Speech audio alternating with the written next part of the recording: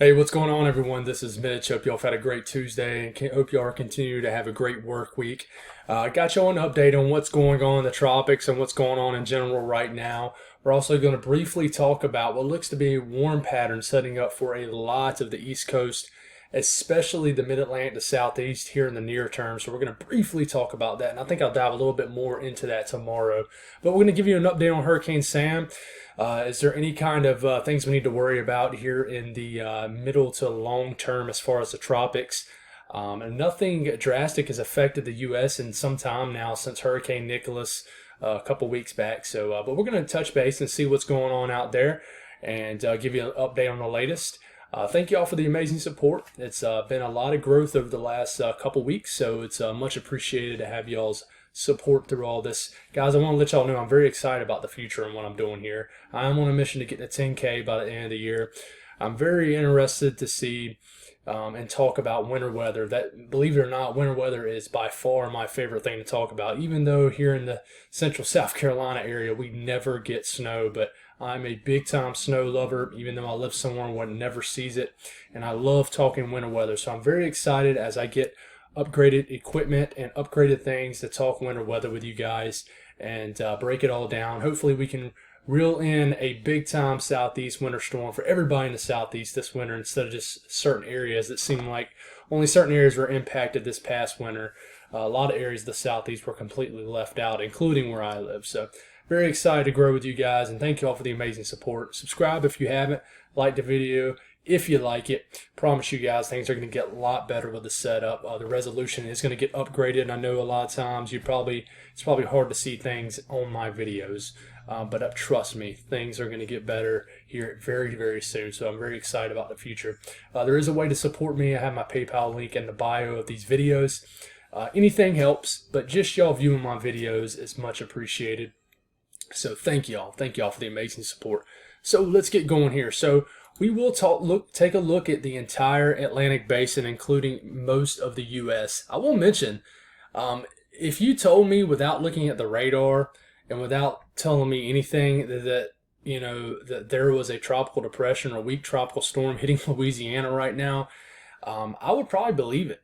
We've seen worst satellite presentations here on tropical storms before, but there is a lot of tropical energy and moisture funneling into Louisiana, so especially areas that got slammed by Ida several weeks back. So I hope you guys are faring well. I hope you guys aren't getting flooded out or anything. I didn't really see any drastic warnings in that area, but a lot of tropical downpours in the Louisiana area.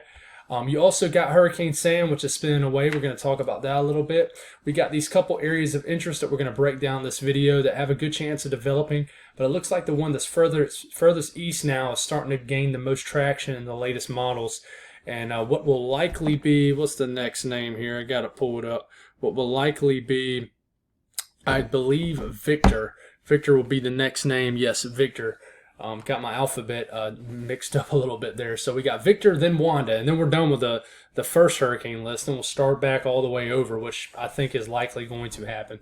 Then we're going to watch an area right here that has the potential to develop as we're getting to the first several days of October. So we're going to break that down for you guys. But we'll take a closer look at Hurricane Sam. What's going on with Sam is, if you look at the structure as a whole, yes, the eye is beginning to clear out a little bit better, but the structure is not as great. It doesn't look like a completely symmetrical storm anymore, and that's because it's getting hit with some southwest shear. You can see this pretty good on infrared right here. So basically what's happening here is it's basically shearing off a lot of convection to the southeast of this southwest of this storm, and it's very evident right here. As you can tell, this part of the storm is getting kind of eat away, and then the more north to northeast to eastern parts of the storm looks a lot better, but still a major hurricane at 130 miles per hour per the latest 5 p.m. update. By the time y'all watch this, it may be an 8 p.m., 11 p.m., 2 a.m. update, who knows, but it's still continued to be a major hurricane through the entire Kona trajectory, except the tail end of this as we get into the latter part of the weekend. But you notice the cone has shifted even more east, so Bermuda is even more out the picture, and it looks like for you folks in Canada, Newfoundland, Nova Scotia, basically the entire eastern area of Canada, I don't think y'all have anything to worry about at this point.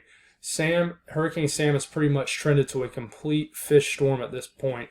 Nobody on the eastern U.S. has any kind of threat, nobody whatsoever. And I don't really see any threats really anytime soon from anything, but there are some things to talk about. You got this, which has a 70% chance to develop in the next 2 days, and this, which has a 90% chance to develop in the next 2 days.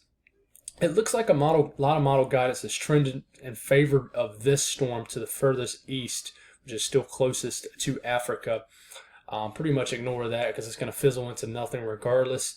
But we will see what the latest models is showing for these two pieces of energy right here. And going forward here, notice this pops off an L quick, so it symbolizes close to a 1,000 millibar low pressure. Then it gets sub 1,000, which pretty much reflects a low-end tropical storm before this completely even develops. So there's a chance, if you take the GFS as if it's going to happen, that maybe in the next 48 hours, this one becomes Victor. I'm going to get Victor and Wanda mixed up here. Like I don't know which letter comes first in the alphabet, but this would become Victor. But there's a chance this might become Victor. There's a chance that both of them form. There's also a very, very small chance that neither one of them form, but I really think one of them is going to take at least the name of Victor. But quickly, the outflow causes some shear from Sam. It almost whiplashes this storm, if you will, and shears off whatever does form right here. And then this becomes the dominant storm. Could briefly become a hurricane, but it starts to gain latitude, so it moves more north in the cooler waters and basically fizzles out to nothing. It's even more of a fish storm than Hurricane Sam is. So there's really nothing to talk about. In the meantime, you're getting into the first few days of October at this point. As we're getting into early next week, you notice this L popping up in the western Atlantic and the Caribbean. Well, there is definitely some tropical moisture that looks amplified in this area, some lowering of pressures. And in this area right here, so if you're in Jamaica, Cuba, the Dominican Republic, just anywhere in the Western Caribbean and the Western Atlantic, the Western Atlantic or the Caribbean, we need to watch out for any kind of tropical development here. The signal hasn't really increased from yesterday or the day before, I'll tell you that, so that's good news. But there is still low pressures popping up here, but they're popping up everywhere. So you get pretty far out, but I will mention that I think that we need to watch this area as we get into the first part of October. Now, I know this is always hard to see, but you notice these two stout signals for tropical development here. This one kind of meanders out. This one becomes dominant. This looks like this will be Hurricane Victor at this point, and it will gain latitude and dissipate. But you notice the yellow color showing up here, and that symbolizes lowering of pressures potential here, which means tropical development is possible in this area of the Caribbean and Western Atlantic. And we just got to watch out, for this area right here, because this is the climate tells us that this is a favorite time of the year in October for tropical development in this area. So you look at the latest European, and it pretty much does not develop this first piece of energy at all. It gives all the attention to that second piece of energy, makes it Victor. Whether it's a tropical storm or hurricane, really doesn't matter. We get to the latter part of this weekend, it develops it, moves north in latitude, and doesn't do anything. The steering currents, I will mention, a lot of people, folks, including me, thought that the dominant pattern in the North Atlantic was going to be a dominant ridge of high pressure in this area that was going to prevent a lot of storms from turning north and being fish storms. But that has not been true. That has been far from wrong. In fact, during the most peak parts of hurricane season, which we've technically kind of passed, we're still in it, but we're kind of on the downslope now. Really, the pattern in place out here has been favored for more storms to go out to sea, which is good news. But you notice as we're moving here in time, you notice there's a lot of tropical moisture. Nothing really pops up, but there's a lot of tropical moisture there in the Caribbean. So, we'll see if the Euro wants to catch on to anything. There's a little bit of a signal down here, but you can obviously see the eyesore, which is Sam.